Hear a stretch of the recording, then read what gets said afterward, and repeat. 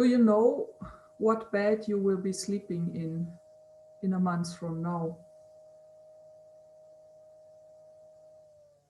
Do you know which keys will be on your ring?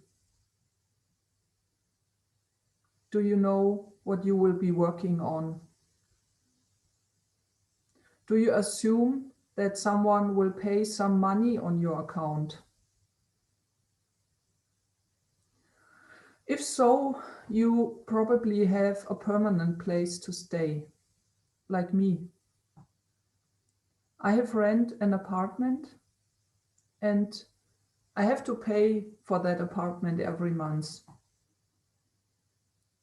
To do that, I am working and earn some money.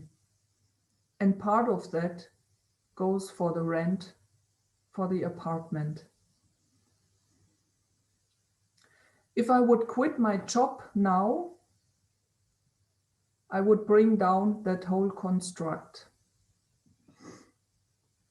No job, no money, no apartment. I'm talking to Gabriel.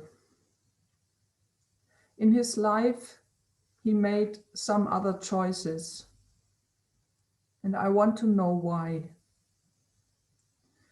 This is the start of a series of interviews. We will be meeting once a week for 10 minutes. This is the plan. This is how we planned, as far as we can plan. Hello, Gabriel. Hello, Martina.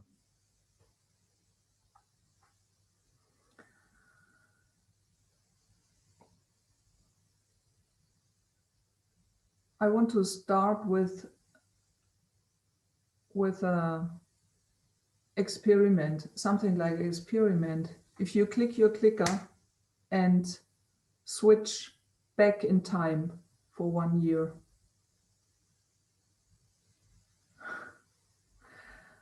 And then I have a question to you.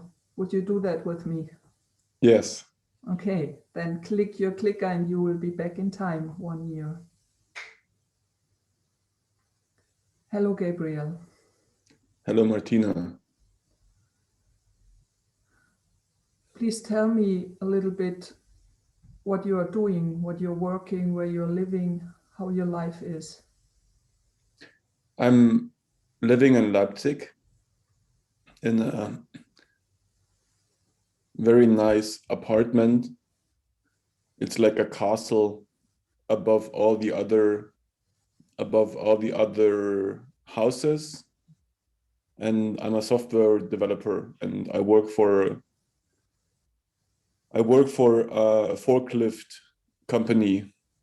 Like I'm developing an online shop for a forklift company to sell forklifts online.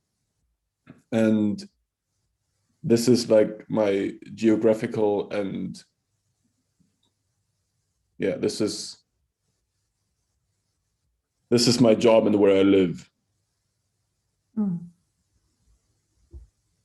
And on the inside, I remember it's shortly before Easter, and I have it's Corona lockdown, and I have a breakdown about who I am, and like giving up what I thought is real. I have been in a training 2 months ago, and I had to give up what is like I had to acknowledge that the life that I have been living before didn't work anymore, or it doesn't work anymore. Which parts of your life? Which parts are you talking about? I'm talking about of who I am in this society and to acknowledge that we actually are, that who am I, that I had to acknowledge that who am I kidding about what I'm doing with my life. Like, I didn't like the job that at that time, and I I I didn't quit. I reduced my hours to 80%, so I only worked 32 hours a week. So I had more free time, or less time being in a job that didn't fulfill me. And like everything. I don't know. I don't remember what was before. It was a breakdown, and I couldn't interact with. I didn't know how to interact with people anymore. Like, it was so weird. The whole world shifted in some weirdness. Yeah. And you said it was at the time of the first lockdown before Easter. And Yeah. was there a connection between that lockdown in Germany and your situation, or? No, it was unrelated. Mhm. Yet I was glad about the lockdown because I could stay at home and work from home, Okay. and I didn't Mhm. have to pretend that I'm okay all day. Mhm. I didn't have to go to work and pretend that I like my job and that I like my colleagues and I miss my colleagues that I had. I don't like the job that I did was just boring me. So I was happy to stay at home and to just do the hours, just clock in and clock out and do the job I had to do and then be done with it. Okay. So then you reduced the hours that you work, so that you had more time for what? What did you do with your free time then? I started painting in also in February last year, or in March. So shortly before the Corona lockdown came, the first one, I was in the shop and bought some paints and I don't know the English word, the thing you paint with, Yeah. and some papers and whatsoever. And I started just painting what is there. Wow. Uh-huh. And this was a like without having any concept or any image of what needs to be painted, how it had to look like Mhm. when I was done painting. And instead I just started without knowing what will happen.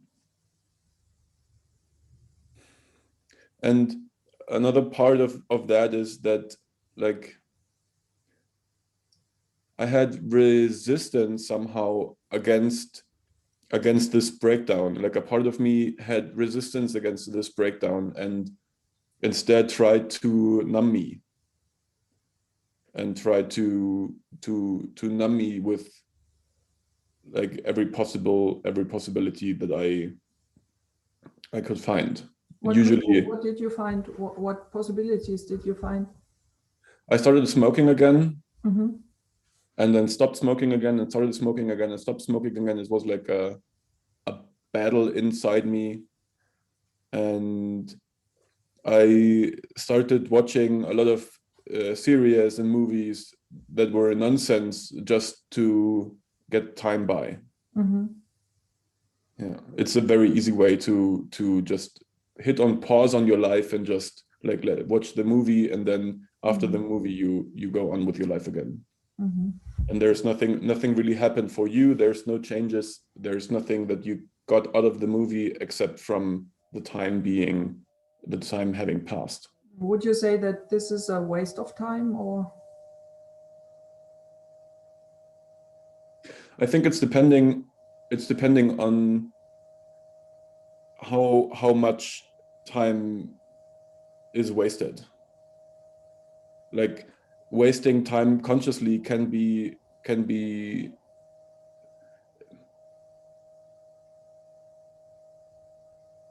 can be something that is needed. Yeah, because I was just thinking about that job that you did, and in our society, nobody would say that going to work is a waste of time. Oh, it was a complete waste of time. Yeah. I mean, do we really need more forklifts on planet Earth? What is a forklift? Give me the German word, please. Gabelstapler. Okay. Oder Hochhubwagen, Niederhubwagen. Yeah. Yeah. Yeah. Like, I mean, there was a boom during Corona times because some people really had to get some stuff around. But apart, like, do you really need to buy or sell forklifts? Yeah. I never bought one in my life. Yeah, neither have I. Okay. What happened next when you yeah, what happened then? How did that go on? It got worse. Like I didn't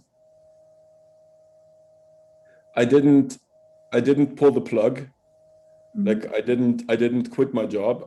I just kept on and kept on and kept on and got worse and worse and worse and had to use more stuff to numb myself and yeah, was getting down a spiral. And from now I see how easy it would have been to just like take a step sideways and get out, but in this spiral I didn't know how to do it. And so it got worse and worse and worse during the summertime until like it resolved somehow in November.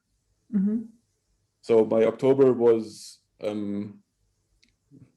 very the person I was living with, like I don't know if girlfriend, somehow my girlfriend was gone for a month and I was at home and I was numbing myself even more. And then she quit and she pulled the plug out of us. And then I was just living alone in Leipzig. And this somehow, then the pain was big enough for me to change something. And then I started to work on whatever was there that I wanted to try, that I tried to numb, because it was still there. It didn't work. Like it worked for, the numbing works while numbing, but it doesn't resolve anything. And it didn't resolve anything at all. It just got worse and worse and worse. And then I started to work on that. You were talking about that. You called that the step aside, to go a step aside, and you didn't know what that could have been. And I'm asking myself, and now I'm asking you, did you ever have the idea that it was possible to make a step aside?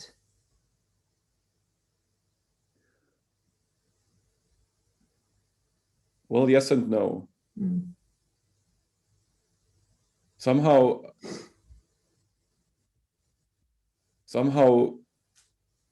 I knew that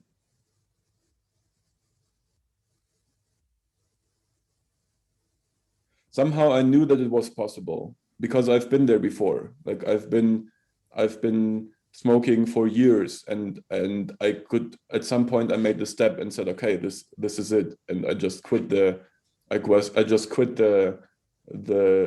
spiral. So I have been there before in my life several times. And yet in this moment, this was just overwhelming. It was so much. And I thought of myself that I'm not able to quit. I'm not able to leave. To leave what? To leave what? To leave the numbing, to leave the life that was my life at that time. To leave the wasting the life day in and day out. Yeah, and I would assume that to think about leaving the numbness, you should be not numb. So this is a contradiction because you, if you want to go out, you have to be out. You know what I mean? And so what did you do? What happened next? The pain became too big. And the pain became so big I couldn't numb it anymore. So I numbed myself and numbed myself and numbed myself and numbed myself until, I don't know, until here maybe. So it's like almost at the edge. And I was just not present anymore. I was not feeling anymore. I wasn't really there anymore. And then at some point the pain about not, I don't know how,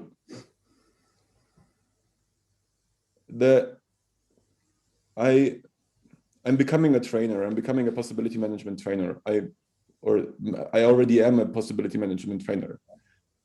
And I wasn't part of the team. And so I had the choice of leaving the team or being left. Wait. You said you were not part of a team.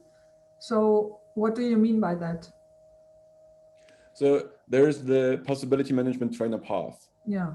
So it's a group of people who want to become trainer, and they are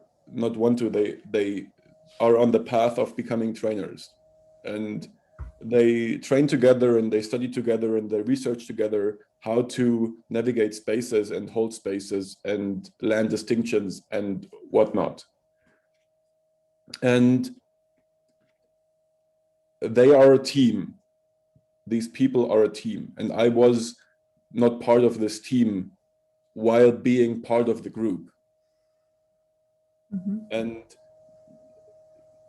yeah, this exploded. So the question that I had to answer was, okay, I'm not part of the team, so what am I doing there? So the question that I had to answer was, do I want to leave, or should they like take me out? And this was how this was the pain that was too big, that changed then the pain was too big to make the step sideways. Because so, that would have meant to go out of the trainer path? Yeah. And then I would have been stuck. Then I would have been stuck in the job, and with no one I can call to coach me, with no one to have that could, I would have had no one that could make emotional healing processes with me, or I had to, I don't know, pay a lot of money for them, and it would have been like, I could see my life, and I had this choice, and I could either choose, okay, I will leave, or I find a different solution. And the pain of leaving was so high that I had to change everything else. What feeling was that? Fear. Fear about? Fear about being alone and my life, like it's like being in a helicopter, and the fear about, and you see that something hit the blades, and you're just turning down and you're tumbling down, and you see, okay, fuck, I'm gonna crash. I'm gonna crash. This was the moment after I had this choice, like, wow, what a picture. Yeah. Do you want to leave, or should we remove you? You want to jump out of the helicopter, or without a Fallschirm? Yeah, parachute. Yeah. So what did you decide then? Well, I decided I will, like, this is not a possibility. To this, like, crashing down is not a possibility. So I found a way to make myself part of the team. How? I checked in with people every 2 days. And whenever I had some reactivity, I quit drinking, I quit smoking. I was smoking weed a lot also. I quit that too. And like poured away all the alcohol in the flat I had self-made, homemade liquor, very, very tasty liquor. It was 8 years old. It was just like getting better every year. I pulled everything away and had a check-in every 2 days with whatever would come up. I would just like be there with the person and say, what's up with me? What do I need?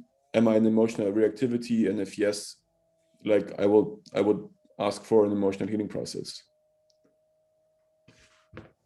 This was my sobering up program. Yeah. Did you also stop painting, or what was the meaning of the painting in that time? I somehow reduced it. For some weeks I didn't paint at all, and then I painted a lot again. So it was unregular. It was depending on how I felt. Yeah. Thank you. Wow.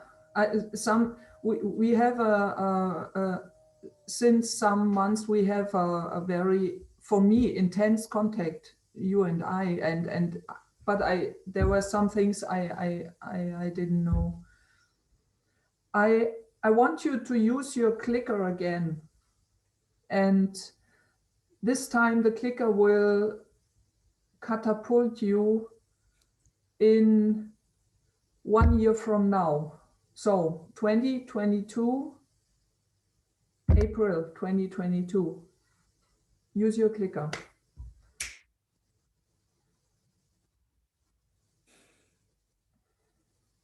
Hello, Gabriel. Hello, Martina. I know you did some great big steps in the last year. You quit your job and you quit your apartment. And I want to hear from you. I'm interested. How is it going?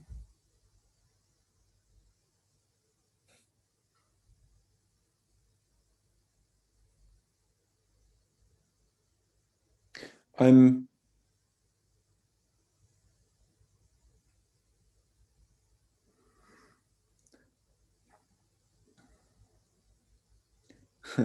like a butterfly, like a very colorful butterfly flying on an island. This is how it's going. Sounds not so bad.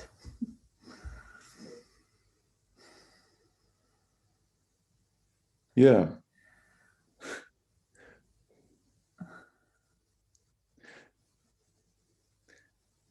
I think I've learned in the last year that what the Fuck. No, go on. I learned in the past year what the jewels are of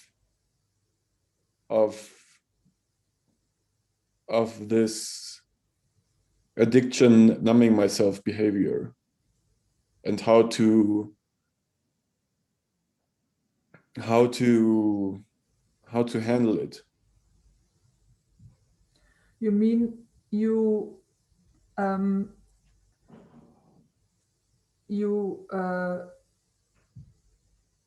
the numbness bar is not very high right now in your life for your feelings?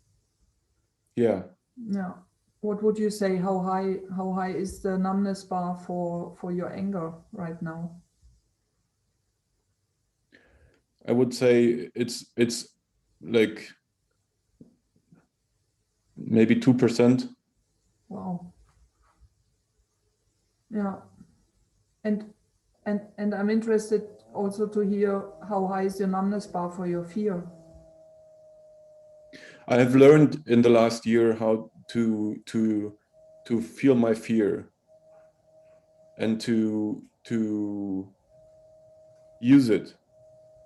Like these sparks that just come up that say, hey, this is something to look out for, that I already had a year ago, that they didn't need to be so intense for me to feel them. Mm-hmm.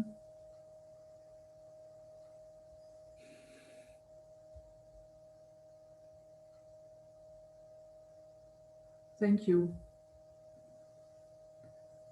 I want you to use your clicker once more and go into the now.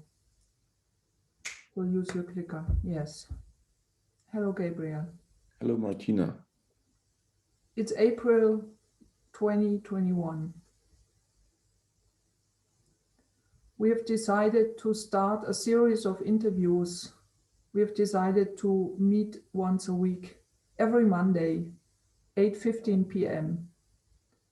We've decided to talk for 10 minutes and to see how it's going in your life and perhaps also in my life. We have decided some things and we have not decided other things. And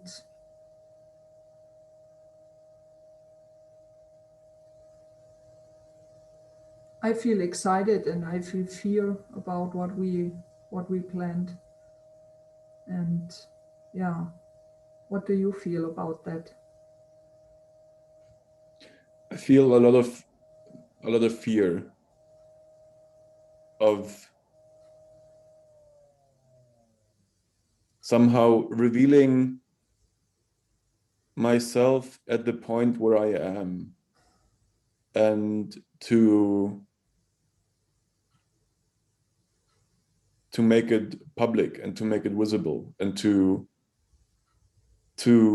show the problems that I am working with or working on, or that I have, and also sadness about this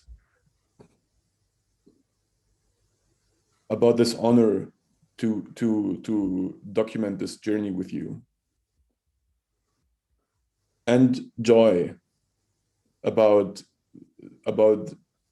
I have no idea where this will end. I don't know where this, I don't, like in my now, I have no idea where I am in a year. I cannot imagine. When I look back 1 year and I compare it to now, I could not have imagined the leap that happened. Yeah. For me and also the people surrounding me. And I have no idea where I will be or we will be in a year. So this is like, it's the joy of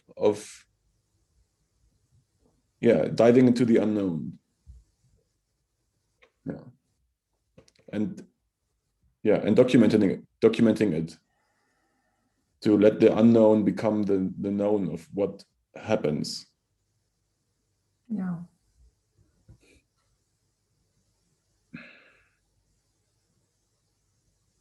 Yes. Thank you.